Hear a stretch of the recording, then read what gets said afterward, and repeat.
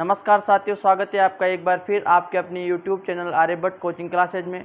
दोस्तों, हमने पिछले लेक्चर के अंदर हमारी एक्सरसाइज 1.2 कंप्लीट कर ली थी और उसके जो 7 क्वेश्चन थे हमने एक एक करके बहुत ही आसान तरीक़ों से एक एक क्वेश्चन को हमने कंप्लीट किया था। दोस्तों, अब अगली एक्सरसाइज अपनी चलेगी 1.3 और उसका बेसिक हम इस क्लास के अंदर जानेंगे और कुछ उदाहरणों या क्वेश्चनों सहित इस एक्सरसाइज को समझने का प्रयास करेंगे। तो दोस्तों, सबसे पहले 1.3 पढ़ने से पहले दोस्तों मैं आपसे कुछ बात करना चाहता हूं। दोस्तों, जैसे अपने पास एक्सरसाइज 1.3 चलेगी तो इसमें हमें पूरी बेसिक नॉलेज होनी चाहिए, जैसे पूर्णांक संख्याएं क्या होती हैं, परमेय संख्याएं क्या होती हैं, अपरमेय संख्याएं क्या होती है, सह अभाज्य संख्याएं क्या होती है या उभयनिष्ठ गुणनखंड क्या होते हैं। तो दोस्तों, ये सब बातें आपको एक एक करके पता होनी चाहिए, तभी जाकर आप इस प्रश्नावली को समझ पाओगे। ठीक है दोस्तों। तो दोस्तों, सबसे पहले हम पढ़ेंगे इसके अंदर कि सह अभाज्य संख्याएं क्या होती हैं। दोस्तों, सह अभाज्य संख्याओं के बारे में हम जानेंगे और देखेंगे कि सहभाज्य संख्याएं क्या होती हैं। तो दोस्तों, सहभाज्य संख्याएं या फिर को प्राइम नंबर्स क्या होते हैं। तो दोस्तों, वे संख्या युग्म अर्थात ऐसा जोड़ा जिसका कोई उभयनिष्ठ गुणनखंड न हो, उसे ही क्या कहा जाता है दोस्तों, सह अभाज्य संख्या कहा जाता है या फिर को प्राइम नंबर कहा जाता है। किसको कहा जाता है दोस्तों, कि ऐसा संख्या युग्म जिसका कोई उभयनिष्ठ मतलब क्या होता है दोस्तों, कॉमन गुणनखंड न हो, उसे क्या कहा जाता है दोस्तों, तो उसे कहा जाता है अपने सह अभाज्य संख्या। उसे क्या कहते हैं, सह अभाज्य संख्या कहते हैं। दोस्तों, जैसे एग्जाम्पल से हम समझ सकते हैं, मान लीजिए दोस्तों आपके पास एक संख्या युग्म है, जैसे 25 और 36। मान लीजिए दोस्तों आपके पास एक संख्या युग्म है 25 और 36। तो दोस्तों, यदि मैं 25 के अभाज्य गुणनखंड करता हूं, तो दोस्तों यदि मैं 25 के अभाज्य गुणनखंड करता हूं तो 5 × 5 प्राप्त होगा। समझ में आ रही थी बात। उसके बाद अपने पास क्या है दोस्तों, अगली संख्या 36। तो दोस्तों, जब 36 के अभाज्य गुणनखंड किए जाएंगे तो कितना प्राप्त होगा, तो प्राप्त होगा 2 × 2 × 3 × 3। क्या प्राप्त होगा दोस्तों, 2 × 2 × 3 × 3। ठीक है दोस्तों।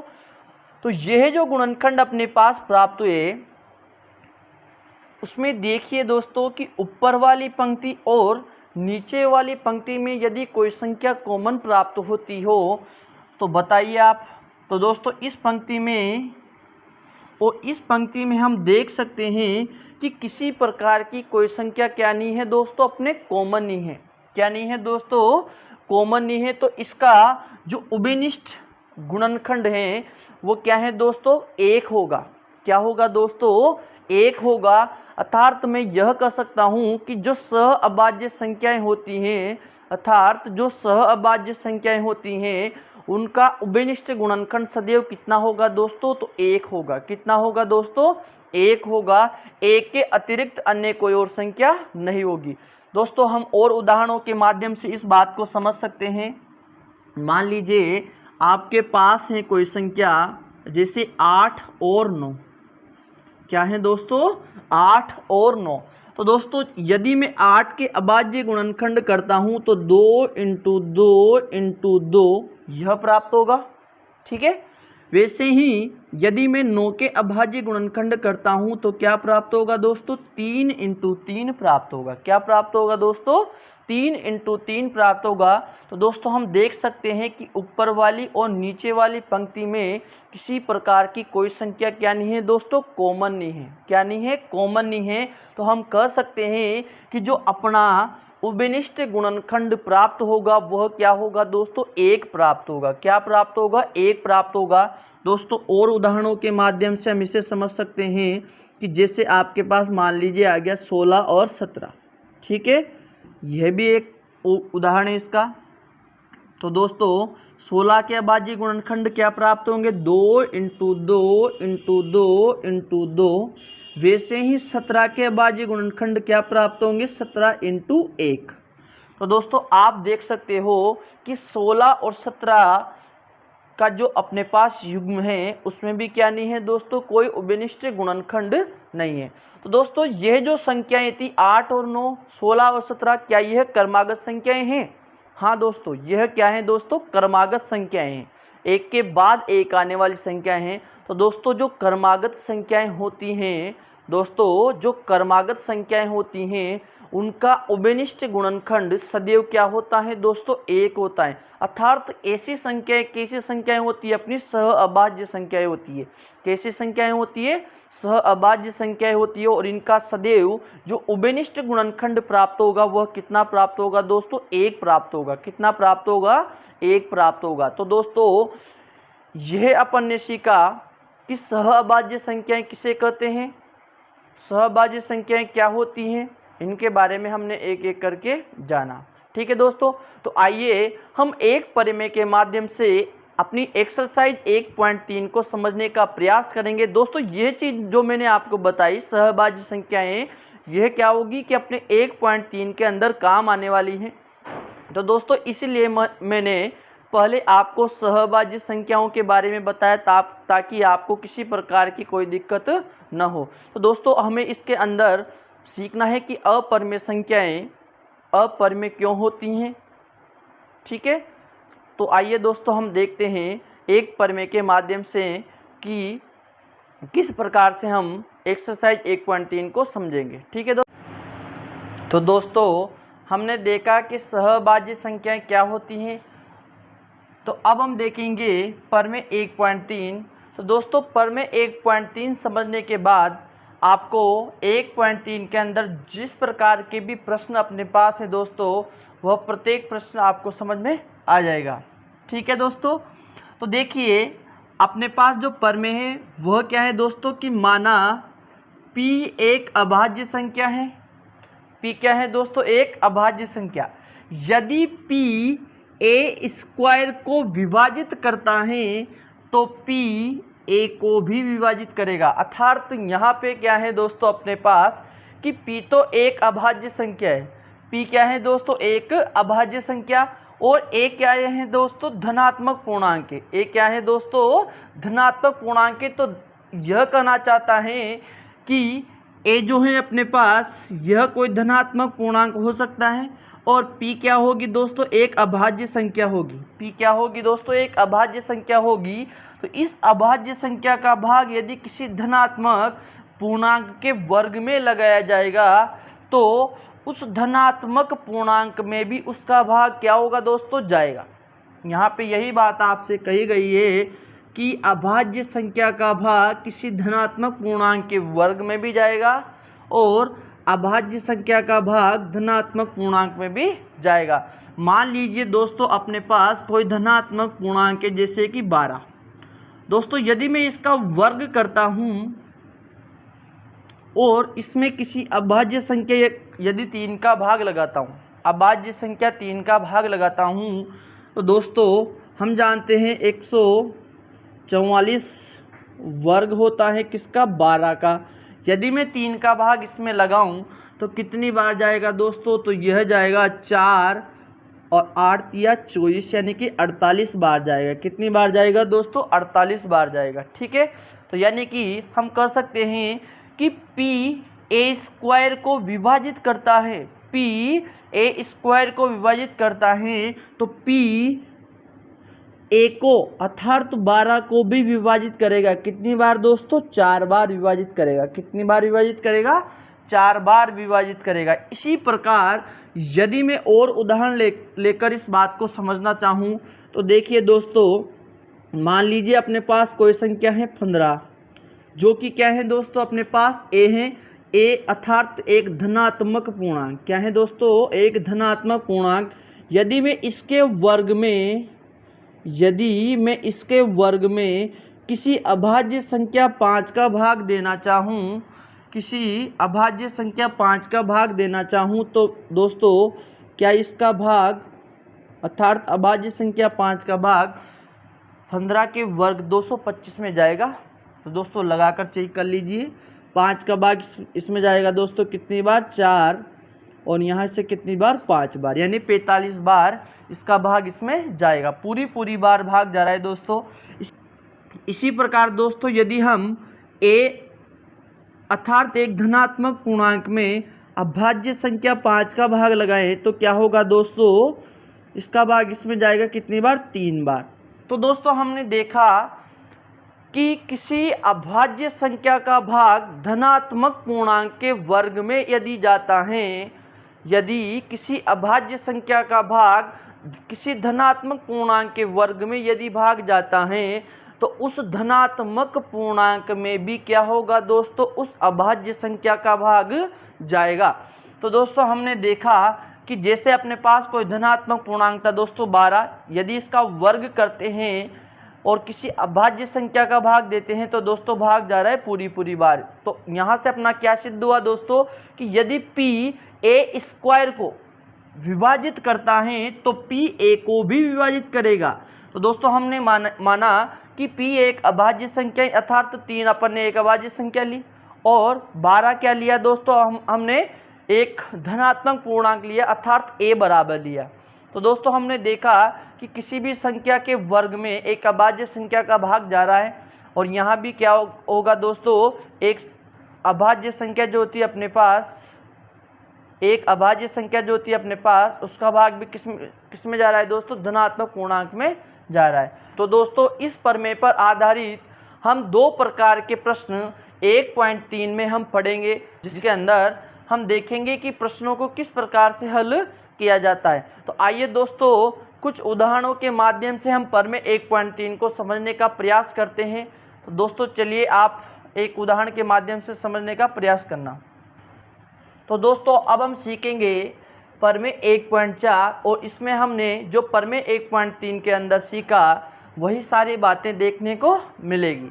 ठीक है दोस्तों, तो क्वेश्चन है हमारे पास, सिद्ध कीजिए कि √2 एक अप्रमेय संख्या है। दोस्तों मैं आपको बता दूं कि जो अपनी एक्सरसाइज 1.3 है इसमें क्या होगा दोस्तों, अपने पास 2 प्रकार के प्रश्न बनेंगे। कितने प्रकार के प्रश्न बनेंगे दोस्तों, 2 प्रकार के प्रश्न बनेंगे। एक तो टाइप 1 बनेगा और एक टाइप 2 बनेगा।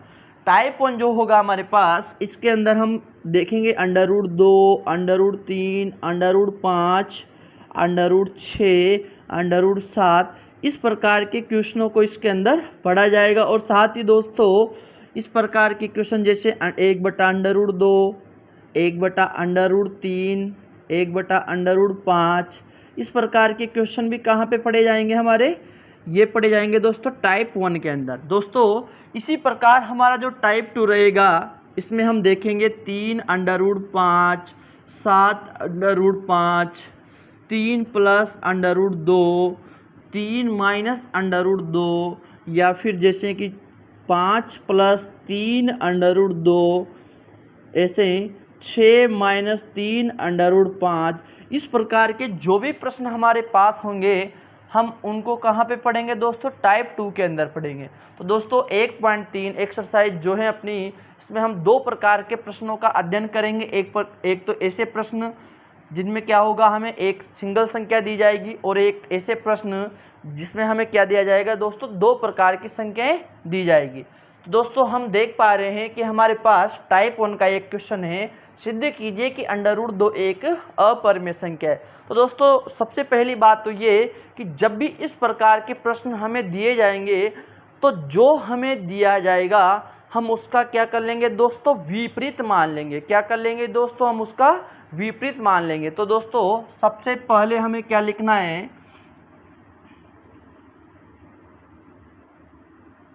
माना √2 एक परिमेय संख्या है। कौन सी संख्या है दोस्तों, परिमेय संख्या है, क्योंकि हमें क्या दिया गया है, अपरिमेय संख्या। क्या दिया गया है दोस्तों, अपरिमेय संख्या, तो हम जस्ट इसका उल्टा मान लेंगे, माना √2 एक परिमेय संख्या है। ठीक है, यहाँ तक किसी को कोई दिक्कत नहीं है।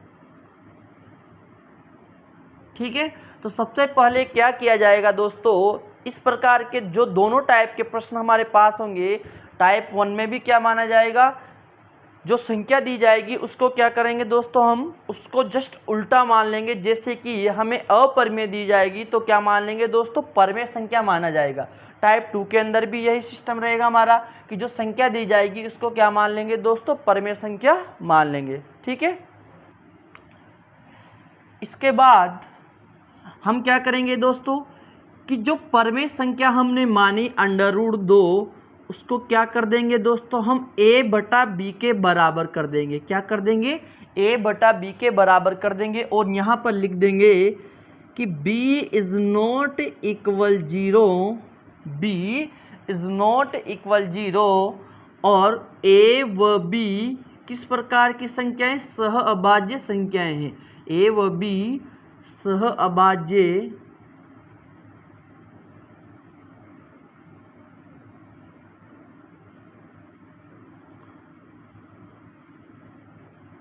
संख्याएं हैं।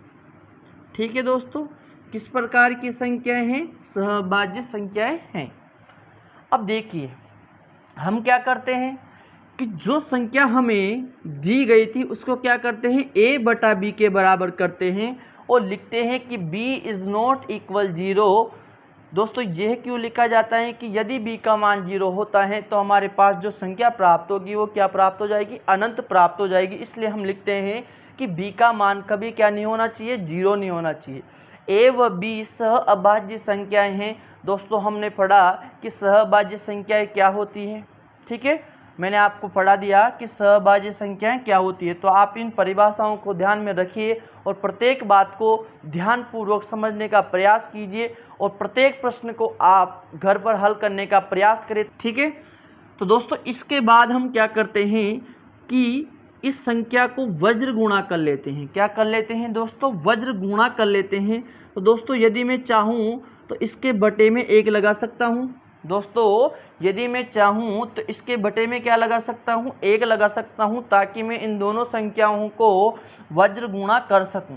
तो दोस्तों देखिए, यदि मैं a को इस a को 1 से गुणा करता हूँ तो क्या प्राप्त होगा, a प्राप्त होगा। क्या प्राप्त होगा दोस्तों, a प्राप्त होगा। इसी प्रकार यदि मैं b को √2 से गुणा करता हूँ तो क्या प्राप्त होगा, √2b प्राप्त होगा। क्या प्राप्त होगा, √2b प्राप्त होगा। और यहाँ 1 को a से गुणा किया तो क्या प्राप्त हुआ, अपने पास a प्राप्त हुआ। ठीक है, अब हम क्या करेंगे कि जो अपने पास लेफ्ट हैंड साइड और राइट हैंड साइड प्राप्त हुई, इसमें क्या कर देंगे दोस्तों, दोनों पक्षों का वर्ग कर देंगे। क्या कर देंगे, दोनों पक्षों का वर्ग कर देंगे।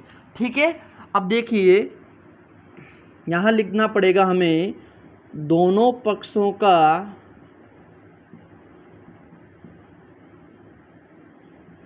वर्ग करने पर। ठीक है दोस्तों, दोनों पक्षों का क्या कर देंगे, हम वर्ग कर देंगे। तो देखिए √2b इसका भी वर्ग किया जाएगा और a का भी क्या किया जाएगा दोस्तों, वर्ग किया जाएगा। ठीक है, यहाँ तक किसी प्रकार की कोई समस्या नहीं है। ठीक है, अब देखिए कि जैसे ही मैं √2 का स्क्वायर हटाऊंगा, जैसे ही मैं √2 का स्क्वायर हटाऊंगा तो कितना प्राप्त होगा, अपने पास 2 प्राप्त होगा। कितना प्राप्त होगा दोस्तों, 2 प्राप्त होगा। वैसे ही यदि मैं b का स्क्वायर करता हूं तो कितना प्राप्त होगा, अपने पास b² प्राप्त होगा। कितना प्राप्त होगा, अपने पास b² प्राप्त होगा। इसी प्रकार दोस्तों यदि मैं a² का वर्ग हटाता हूं तो क्या प्राप्त होगा, a² ही प्राप्त होगा। क्या प्राप्त होगा दोस्तों, अपने पास a² ही प्राप्त होगा। ठीक है दोस्तों, यदि मैं यहाँ से 2 को यहाँ लेकर आता हूँ तो दोस्तों अपने पास क्या प्राप्त होगा कि b² बराबर a²/2। क्या प्राप्त होगा दोस्तों, अपने पास b² बराबर a²/2। ठीक है दोस्तों, अब हम क्या करेंगे, यहाँ लिखेंगे कि ए स्क्वायर बटा 2 क्या है दोस्तों, पूर्णांक हैं। क्या है दोस्तों, यह पूर्णांक हैं। ए स्क्वायर बटा 2 क्या है, अपना पूर्णांक हैं। ठीक है, इसके बाद हम क्या करेंगे दोस्तों, यहाँ से इसको हम क्या मान लेंगे, समीकरण नंबर 1 मान लेंगे। क्या मान लेंगे दोस्तों, समीकरण नंबर 1 मान लेंगे। इसके पश्चात हम क्या करेंगे, अब देखिए दोस्तों, यहाँ हम देख सकते हैं यदि a बराबर कोई संख्या होती, यदि a बराबर कोई संख्या होती तो उसमें क्या होता दोस्तों, अभाज्य संख्या 2 का भाग जाता नहीं जाता ना। इसी प्रकार यदि a स्क्वायर बराबर कोई संख्या होती या a बराबर में कोई संख्या रखता और उसका वर्ग करता तो उसमें अभाज्य संख्या 2 का भाग जाता नहीं जाता। हमने प्रमेय 1.3 के अंदर देखा, यदि p a स्क्वायर को विभाजित करता है तो p a को भी विभाजित करेगा। तो दोस्तों p क्या थी, अपनी अभाज्य संख्या। तो यहाँ पे अभाज्य संख्या कितनी है दोस्तों, अपने पास 2 यदि अभाज्य संख्या है तो यह क्या कर रही है दोस्तों, a स्क्वायर को विभाजित करेगी। तो यही अभाज्य संख्या दोस्तों क्या होगा, a को भी विभाजित करेगी। तो हमें यहाँ लिखना पड़ेगा, अतः 2 a स्क्वायर को विभाजित करता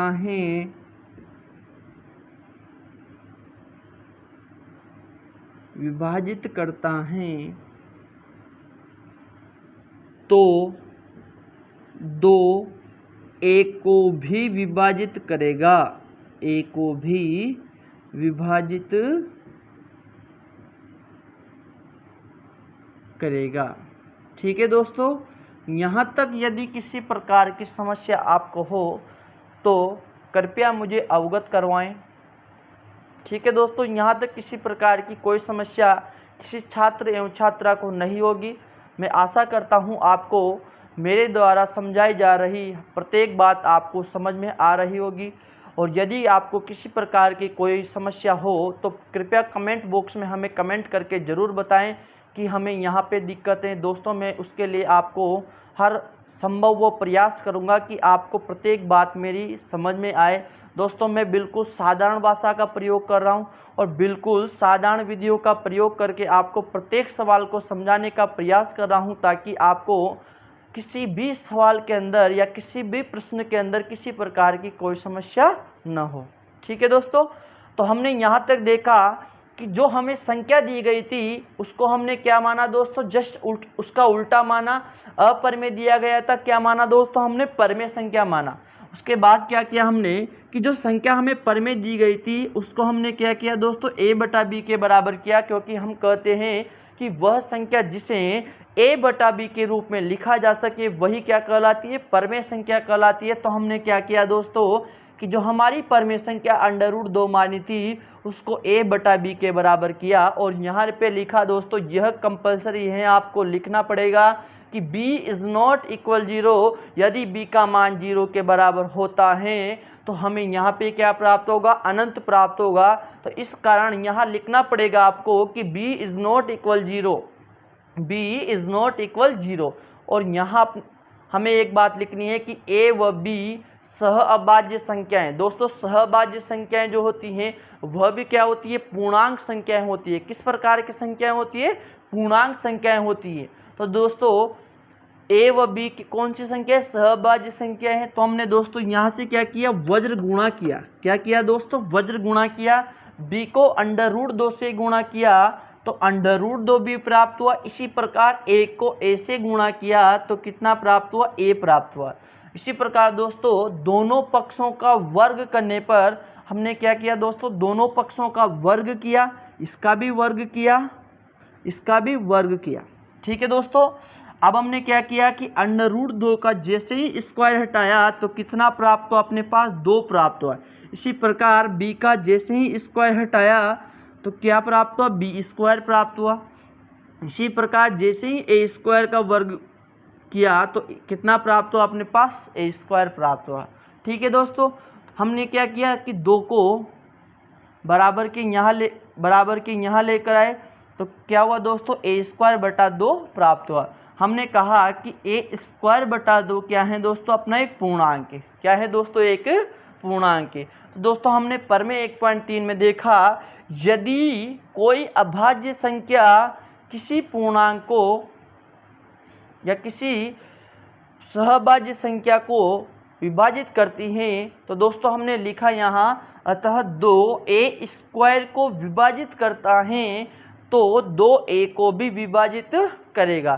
तो यहाँ तक हमारी बात समझ में आ गई थी कि हमें प्रश्न को किस प्रकार से आगे बढ़ाना है। ठीक है दोस्तों, तो आगे देखिए।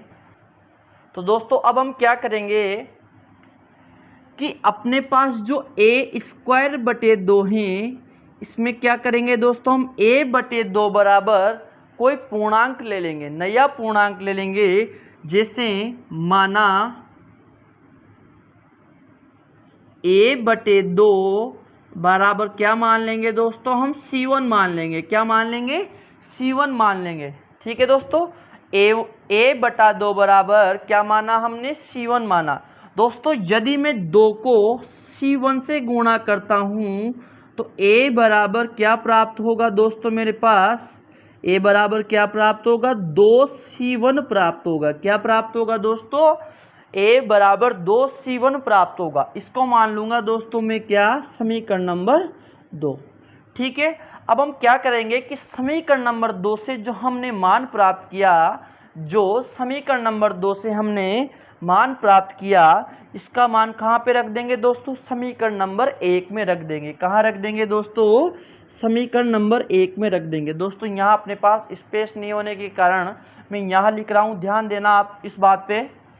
ठीक है, देखिए दोस्तों कि b² बराबर, ठीक है, a बराबर कितना रखना है दोस्तों, हमें 2c1 रखना है। कितना रखना है, पहले यहाँ लिख देते हम कि समीकरण नंबर 2 से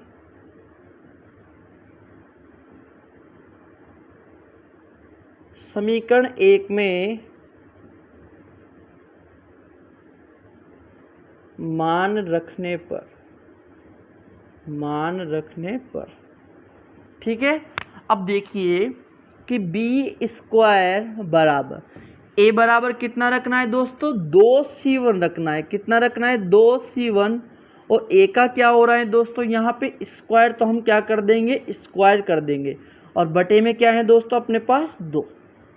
ठीक है, यहाँ तक देखिए कि b² बराबर 2 का वर्ग करने पर कितना प्राप्त होगा दोस्तों, 4 प्राप्त होगा। इसी प्रकार c1 का वर्ग करने पर क्या प्राप्त होगा, c1² प्राप्त होगा, और बटे में क्या है दोस्तों अपने पास 2 है। तो 2 से जैसे ही मैं 4 को काटूंगा तो कितना प्राप्त होगा दोस्तों अपने पास, तो यह प्राप्त होगा 2c1²। कितना प्राप्त होगा दोस्तों, 2c1² प्राप्त होगा। दोस्तों यदि मैं 2 को यहाँ लेकर जाता हूँ तो क्या प्राप्त होगा, b²/2 बराबर क्या प्राप्त होगा, c1²। तो दोस्तों हम देख सकते हैं कि जो 2 हैं वह क्या कर रहा है दोस्तों, b² को विभाजित कर रहा है। किसको विभाजित कर रहा है दोस्तों, b² को विभाजित करता है। तो जो 2 होगा वो किसको विभाजित करेगा, b को भी विभाजित करेगा। किसको विभाजित करेगा, b को भी विभाजित करेगा। ठीक है, तो दोस्तों हम यहाँ लिखेंगे, अतः 2 b² को विभाजित करता है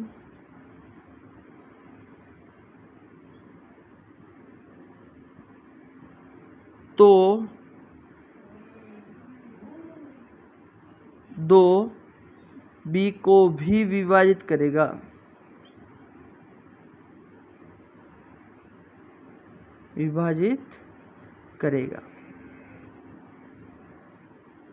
ठीक है दोस्तों, यहाँ तक दोस्तों आप पहले इसको उतार लीजिए या फिर इसका स्क्रीनशॉट ले लीजिए ताकि मैं आगे की प्रोसेस आपको बता सकूँ। दोस्तों अपने पास स्पेस की कमी होने के कारण इस प्रश्न को हमें 2 पार्ट में कंप्लीट करना पड़ेगा। तो दोस्तों अब हम क्या कर लेंगे, इसको मान लेंगे दोस्तों अपनी समीकरण नंबर 3।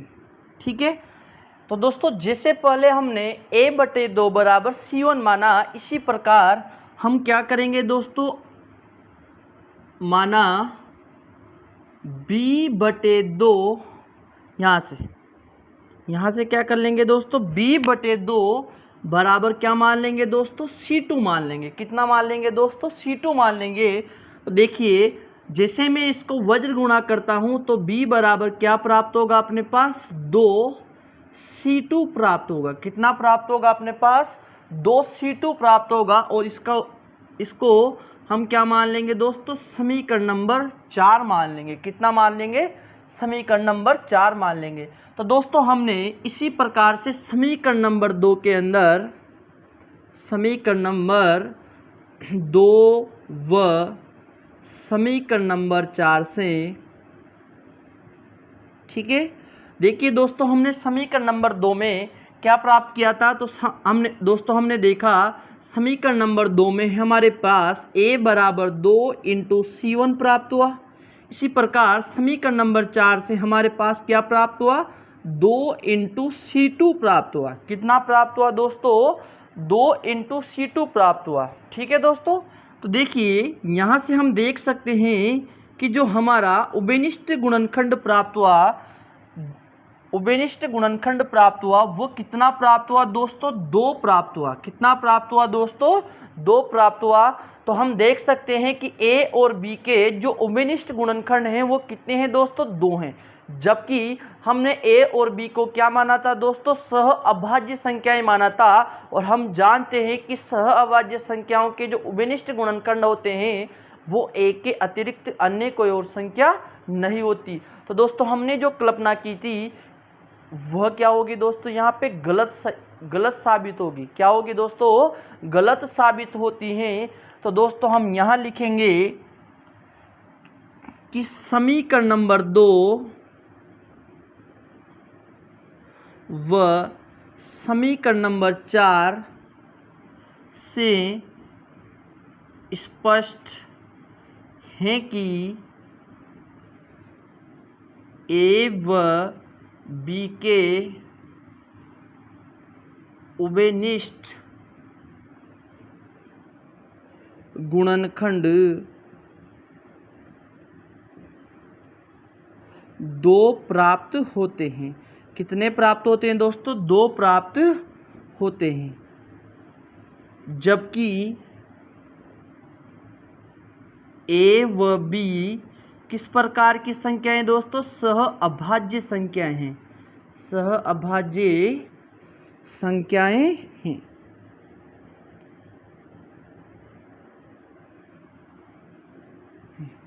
ठीक है, अतः विरोधाभास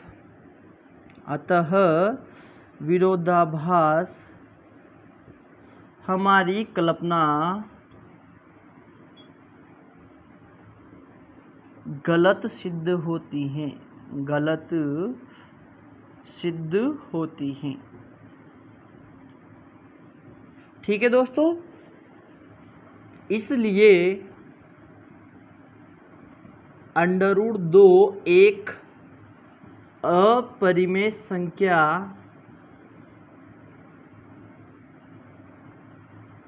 होगी।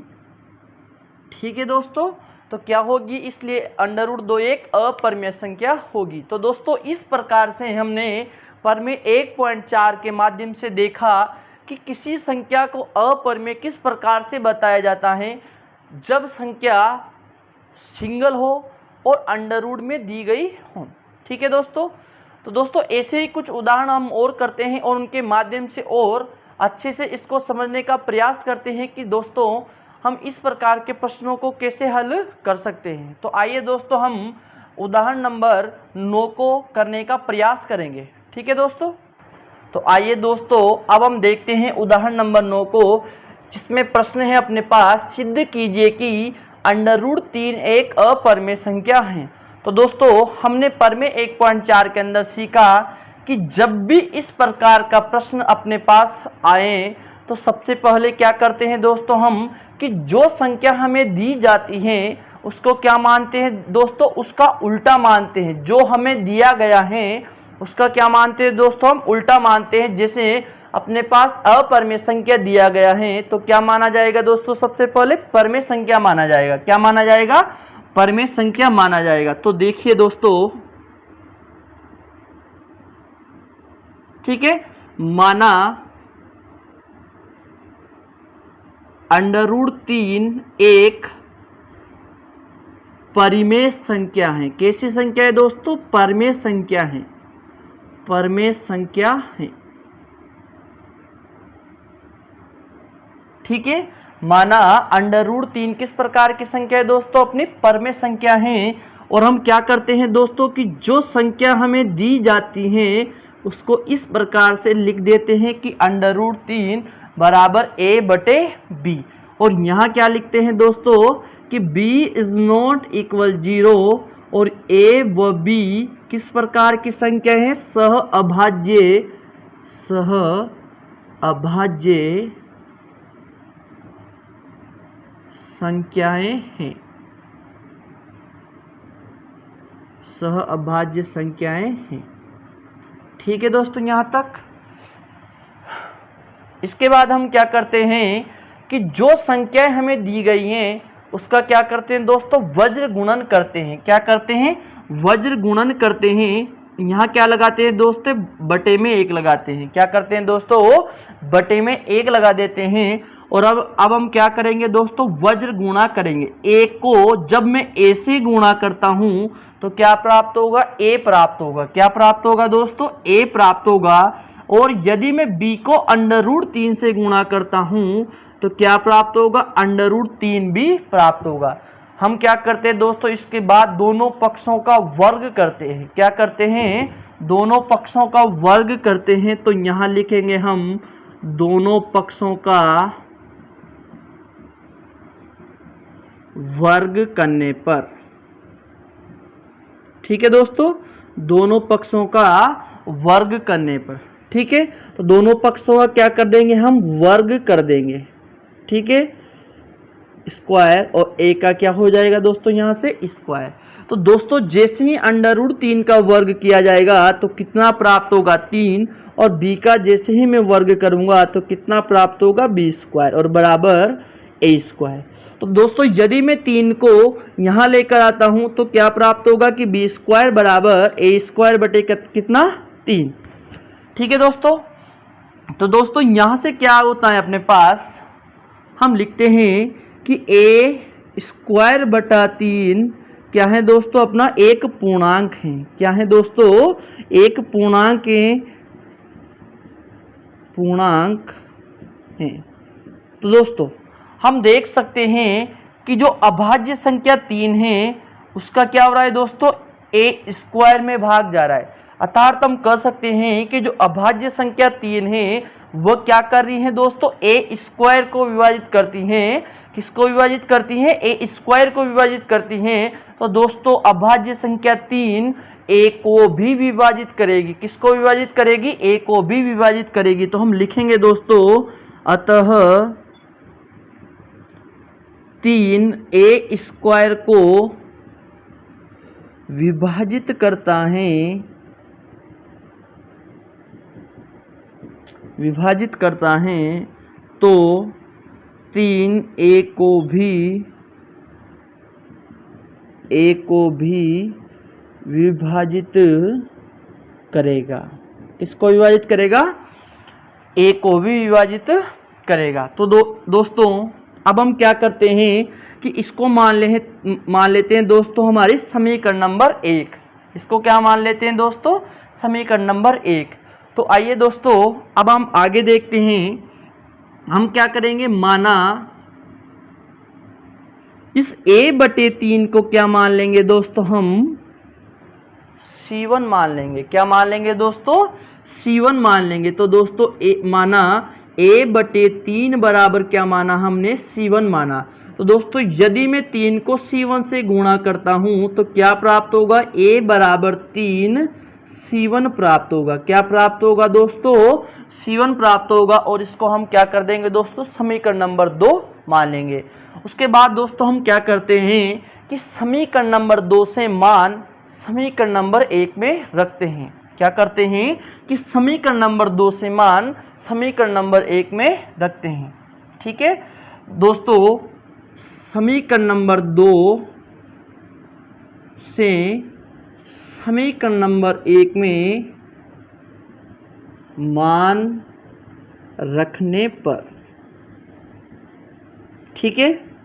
अब देखिए हम क्या करेंगे कि b² बराबर, दोस्तों अपने पास a का मान कितना है, तो अपने पास a का मान है 3c1, तो इसका क्या करेंगे स्क्वायर, और बटे कितना है दोस्तों अपने पास 3, ठीक है। तो b² बराबर 3 का वर्ग करने पर कितना प्राप्त होगा, 9 प्राप्त होगा, और c1 का स्क्वायर क्या प्राप्त होगा, c1 स्क्वायर प्राप्त होगा, और बटे कितना है दोस्तों अपने पास 3, ठीक है।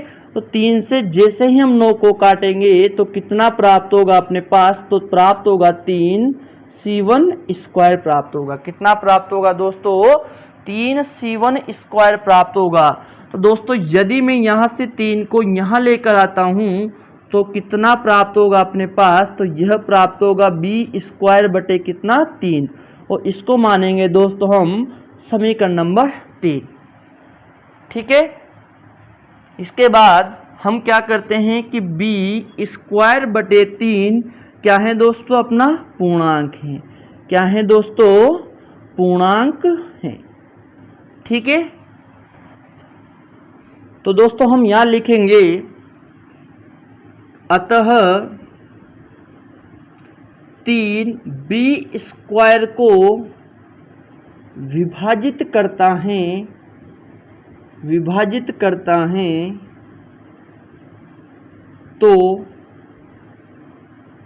करता है तो 3b को भी विभाजित करेगा। किसको विभाजित करेगा, b को भी विभाजित करेगा। तो दोस्तों इसके आगे हम क्या करेंगे, अब हम क्या करेंगे दोस्तों, अपनी जो समीकरण नंबर 4 है उसको प्राप्त करेंगे। तो अब हम क्या करेंगे दोस्तों कि b/3 बराबर क्या मान लेंगे दोस्तों, c2 मान लेंगे। कितना मान लेंगे, c2 मान लेंगे। तो दोस्तों अपने पास स्पेस कम है तो मैं इसको रब करूंगा, तब तक आप इसका स्क्रीनशॉट ले लीजिए या फिर इसको उतार लीजिए, ठीक है दोस्तों। तो दोस्तों अब हम क्या करेंगे कि b/3 जो हमारे पास था उसको क्या मान लेंगे दोस्तों, c2 मान लेंगे। तो माना b/3 बराबर क्या, c2। कितना माना दोस्तों हमने, b/3 बराबर c2। जैसे ही मैं 3 को c2 से गुणा करता हूं तो कितना प्राप्त होगा, 3c2 प्राप्त होगा। कितना प्राप्त होगा दोस्तों, 3c2 प्राप्त होगा, और इसको मानेंगे दोस्तों हम समीकरण नंबर 4, ठीक है। तो यहाँ लिखेंगे हम समीकरण नंबर 2 व समीकरण नंबर 4 से, समीकरण नंबर 2 व समीकरण नंबर 4 से, ठीक है। तो दोस्तों समीकरण नंबर 2 में अपने पास क्या प्राप्त हुआ, a बराबर 3 × c1, और समीकरण नंबर 4 से हमारे पास प्राप्त हुआ b बराबर 3 × c2। a बराबर क्या प्राप्त हुआ दोस्तों, 3 × c1 प्राप्त हुआ, और b बराबर क्या प्राप्त हुआ दोस्तों अपने पास, 3 × c2 प्राप्त हुआ। तो दोस्तों हम देख सकते हैं कि यहाँ से जो अपने पास उभयनिष्ठ गुणनखंड प्राप्त हुआ वह कितना प्राप्त हुआ दोस्तों, 3 प्राप्त हुआ। कितना प्राप्त हुआ, 3 प्राप्त हुआ। तो हम कह सकते हैं कि a और b के जो उभयनिष्ठ गुणनखंड प्राप्त होंगे वह कितने प्राप्त होंगे दोस्तों, 3 प्राप्त होंगे। जबकि हमने a और b को क्या माना था दोस्तों, सह अभाज्य संख्या माना था। तो उस हिसाब से a और b के जो उभयनिष्ठ गुणनखंड प्राप्त होने चाहिए थे वो क्या प्राप्त होने चाहिए थे दोस्तों, 1 प्राप्त होने चाहिए थे। तो दोस्तों हमने जो माना उसका जस्ट यहाँ पे क्या हुआ दोस्तों, उल्टा प्राप्त हुआ। तो हम कह सकते हैं कि जो हमने माना था वो क्या है दोस्तों, गलत है। क्या है दोस्तों, गलत है। तो हम लिखेंगे यहाँ पे कि समीकरण नंबर 2 व समीकरण नंबर 4 से स्पष्ट है कि ए व बी के उभयनिष्ठ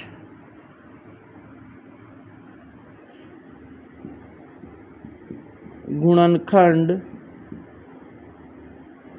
3 प्राप्त होते हैं। 3 प्राप्त होते हैं, जबकि ए व बी सह अभाज्य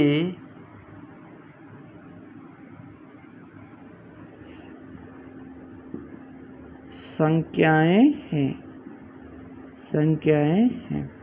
ठीक है दोस्तों, तो ए और बी किस प्रकार की संख्या है? सहअभाज्य संख्या है। तो हम कह सकते हैं अतः विरोधाभास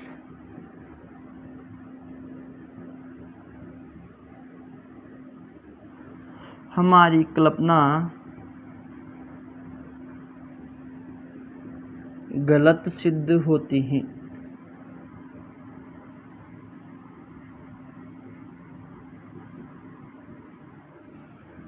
इसलिए √3 एक अपरिमेय संख्या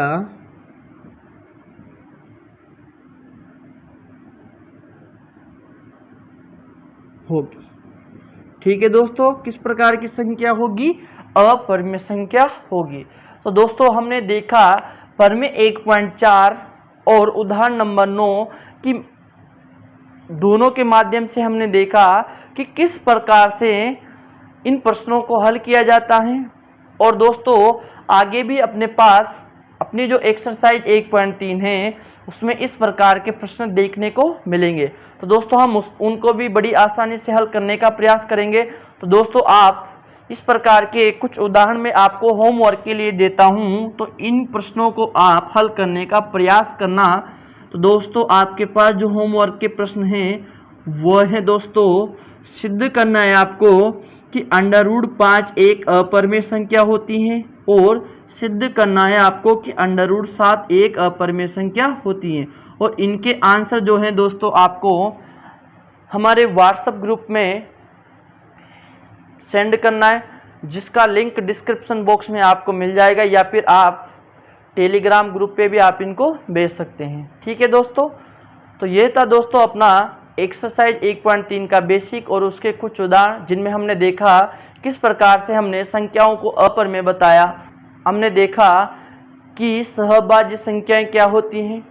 तो दोस्तों आज का लेक्चर यहीं समाप्त करते हैं, और इसके आगे हम पढ़ेंगे एक्सरसाइज 1.3 के कुछ अन्य उदाहरण और एक्सरसाइज 1.3 के कुछ प्रश्न।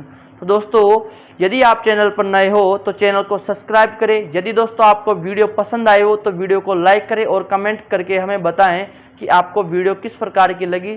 धन्यवाद दोस्तों।